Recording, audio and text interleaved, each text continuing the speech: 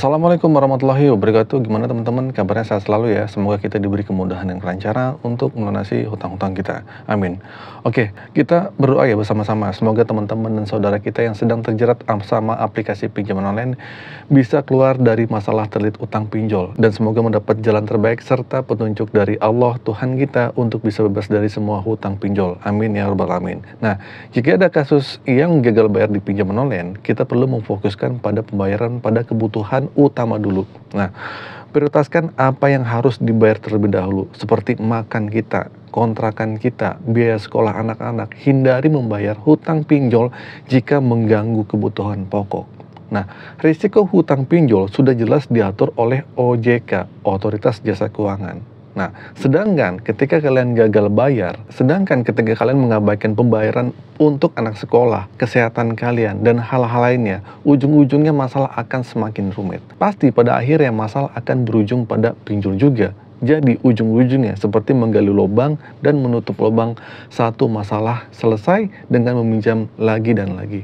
Dan begitu seterusnya. Dan ini membuat teman-teman sulit untuk keluar dari lingkaran pinjaman online. Nah, jadi ada pilihan, misalnya seorang memiliki uang 100.000 dan ingin menyicilnya untuk dipinjol, sebaiknya pertimbangkan baik-baik. Jika sudah tahu bahwa bulan depan bisa melunasinya, bisa dipertimbangkan untuk membayar sejumlah 100.000 itu. Jadi jangan dibayarin dulu. Namun jika belum ada gambaran, ada waktu yang jelas kapan bisa melunasi, sebaiknya tidak dibayarkan terlebih dahulu.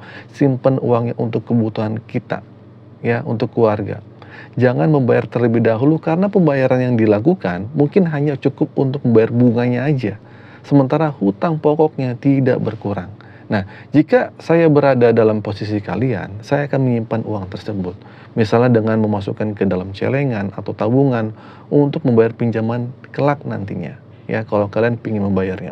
Hindari membayar sebagian karena bunga dan dendanya akan tetap berjalan dan utang pokoknya akan tidak berkurang.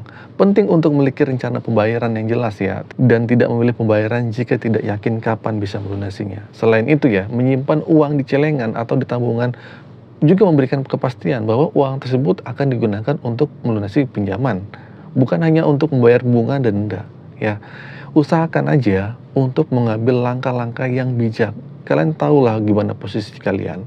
Nanti secara perlahan, kalau sudah cukup untuk bayar hutang, bayar aja hutang pokoknya aja. Dinegosiasi aja. Setelah itu, teman-teman bisa mencoba nego untuk melihat apakah hutangnya bisa dihapus apa enggak, bunga dan dendanya bisa dikurangin apa enggak, atau bahkan mendapat diskon. Nah, di saat itulah kita bisa bernegosiasi dan akhirnya membayar. Saran saya tetap fokus pada skala prioritas saja. Yang paling penting adalah memastikan kebutuhan dasar terpenuhi. Jangan terlalu memikirkan hal-hal yang kurang penting.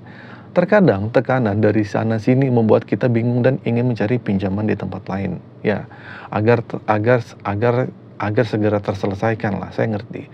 Namun hal itu hanya memberikan ketenangan sesaat, karena masalahnya akan muncul lagi dengan pinjol yang lain. Menurut saya lebih baik pasrah dan ikhlaskan saja.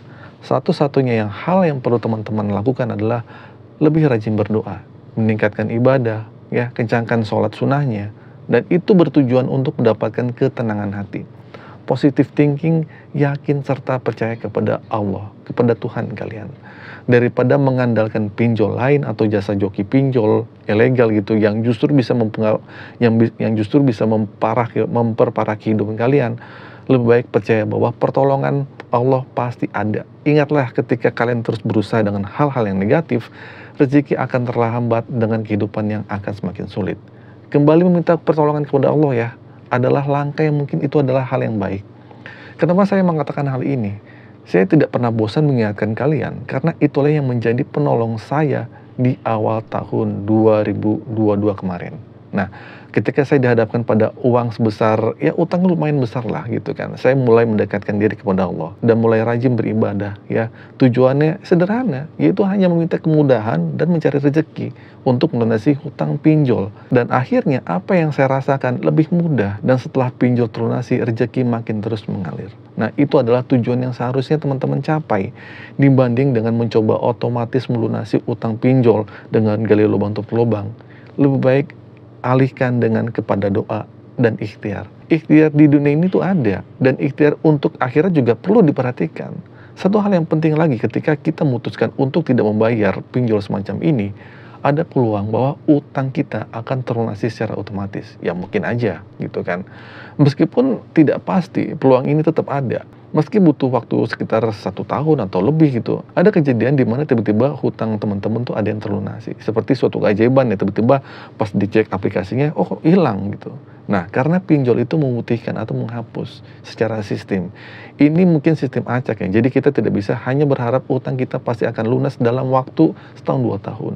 Namun ada harapan di sana. Siapa tahu dengan rajin berdoa, meminta pertolongan kepada Allah, nama kita bisa muncul dan hutang kita bisa dihapuskan oleh pinjol semacam ini. Teman-teman, kita juga harus berusaha dan melakukan ikhtiar di dunia dengan sungguh-sungguh. Kencangkan ikhtiar untuk urusan dunia, begitu juga untuk urusan akhirat. Nah, karena dengan doa, kita tidak boleh pantang menyerah. Insya Allah, segala sesuatu sudah ada risikonya. Allah tidak akan memberikan ujian kepada kita melebihi kemampuan hambanya. Ya, meskipun masalah pinjol bukan akhir dari segalanya dan bukan sesuatu yang besar, kita mungkin akan dihadapkan pada teror dan tekanan. Tugas kita adalah menguatkan hati dan mental kita, karena itu hal yang paling utama. Oke, terima kasih teman-teman. Mohon maaf jika ada kesalahan kata. Akhir kata dari saya, Assalamualaikum warahmatullahi wabarakatuh.